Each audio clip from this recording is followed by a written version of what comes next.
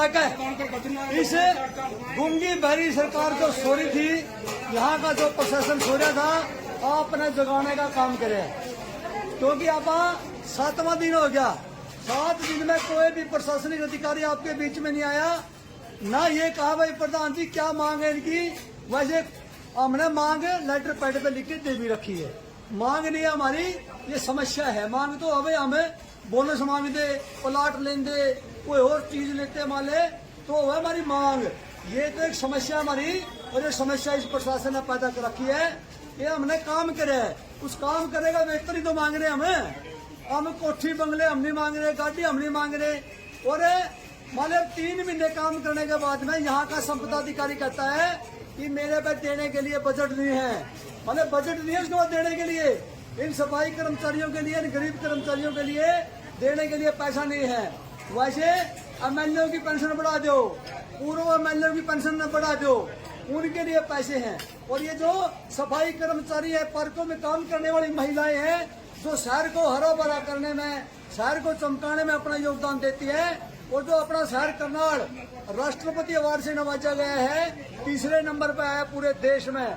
और ये आप लोगों की बदौलत तो है भाई, जो अपने सफाई कर्मचारी है निगम में जो काम कर रहे हैं, तो वो साथियों की बदौलत और आपकी बदौलत आपने सेक्टर में काम किया, इसकी बदौलत अपना राष्ट्रपति अवार्ड मिला है। लेकिन वो अवार्ड अपने को नहीं मिला है। वो अवार्ड लेने वाले तो बड़े और बड़े बड़े मंत्री हैं, लेकिन काम करने वाले हम मजदूर, हाँ हम काम करते हैं। अरे काम करवा के कम से कम समय पे वेतन तो दे दो। इनका ईपीएफ जो कट है वो समय पे जमा कर दो। ईएसआई कार्ड, इनके ईएसआई कार्ड बना दो। जो सुविधाएं आपने मिलनी चाहिए वो सुविधाएं दे दो। और अब हम मांग कह रहे हैं, मांग भी तो भाई कुछ कौन रहे। और हम तो भाई ये कहना चाहते हैं कि आप लोग नगर पालिका के जैसे कर्मचारी पेरोल पर हैं, ऐसे आप सारे साथी माने सारे कर्मचारी पेरोल पे हों, क्योंकि इस ठेकेदारों के माने उससे अपना पीछा छूट सके। आए दिन की समस्याएं हैं। पिछले 2 सालों से आप नारेबाजी करके, प्रदर्शन करके ही तनख्वाह ले रहे हैं। तो इस करके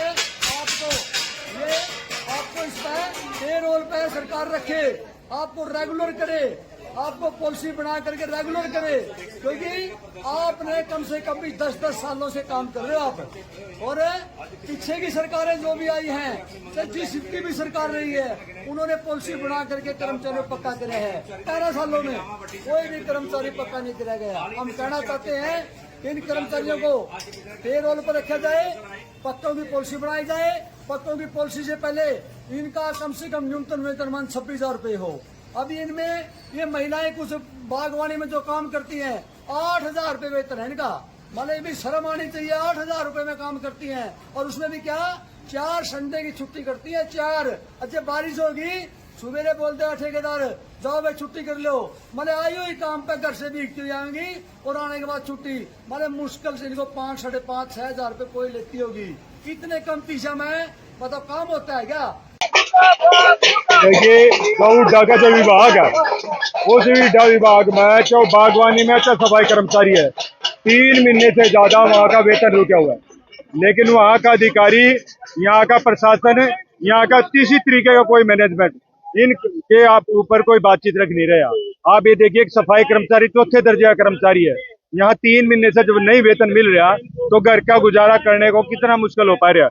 किराए के मकान में ये लोग रहने के लिए वहाँ कहीं ना कहीं चाहे किराए की मकान है, चाहे दवाई की बात है, इन सारी चीजों को लेकर बहुत परेशानी का सामना करने पड़ रहा है। तो आपके माध्यम से हम कहना चाहते हैं, यहाँ का जो मैनेजमेंट है, यहाँ का जो डीसी साहब है, या यहाँ का जो हुड्डा का अधिकारी है, जो इसमें कहीं ना कहीं लापरवाही कर रहे हैं, उनको जल्द से जल्द बीच में कहीं संज्ञान लेना चाहिए।